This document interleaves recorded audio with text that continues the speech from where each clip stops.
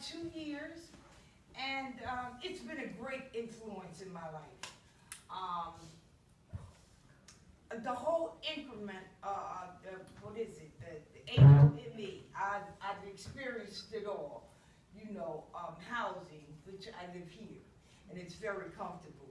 And fortunately, I'm one of the residents on the second floor, which is only have 6 ladies, and the other rooms are executive offices. So I get to kind of hang out with the people, like Sister Mary, right?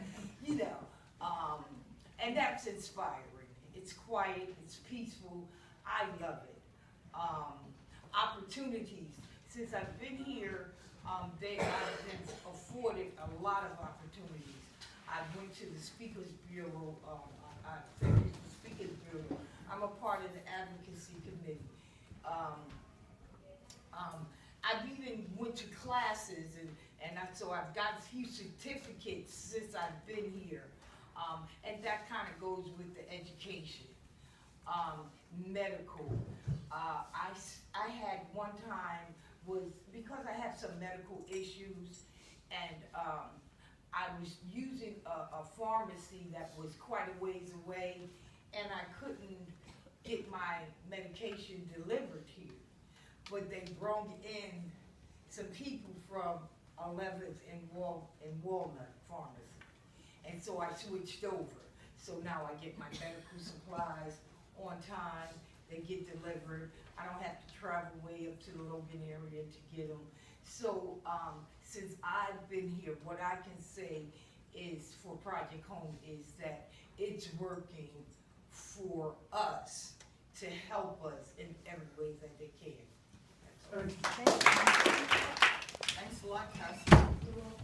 So today I just thought we would remember Elaine Boyd Taylor, the homeless woman who was a veteran who was killed by a man who was intoxicated. And so maybe we can just take a moment of silence to remember her and also the person that, that killed her.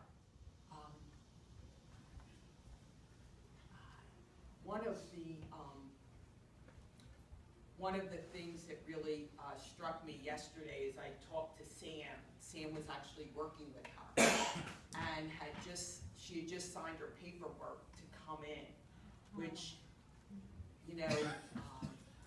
was just kind of unbelievable. And David reminded me today that he and others knew her from the street. So, and then on the other side, we have the man who killed her, who had been arrested multiple times for DUIs, driving under the influence. And so I think that both of their lives are painful reminders of how we all need to change and to make little tweaks in our lives to be more of a community for recovery and for care. There's a saying in the door that says, love opens doors. And when up at St. E's, we were at one of those inspirational meetings there on a Monday afternoon. One of the gentlemen said that often he would go to the shelters or to a soup kitchen and it would be closed, or he wouldn't be able to get in for whatever reason. And we all know how frustrating that can be.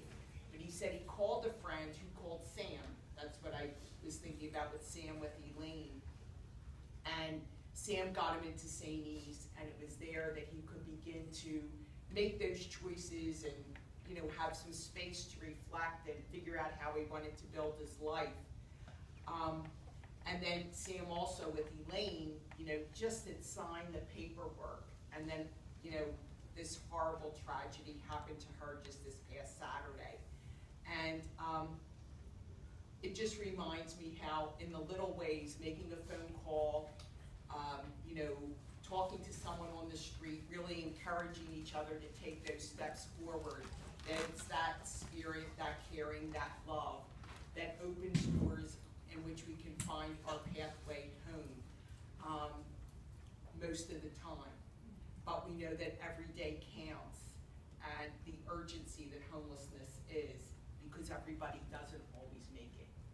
And so both for the gentleman and praying for him in his spirit of recovery, and all those that are still out there that are actively using, that we have to, you know, see that as a red flag of what can happen to people. And then also for the tragedy of those impacted so negatively by addiction and homelessness, and just working as hard.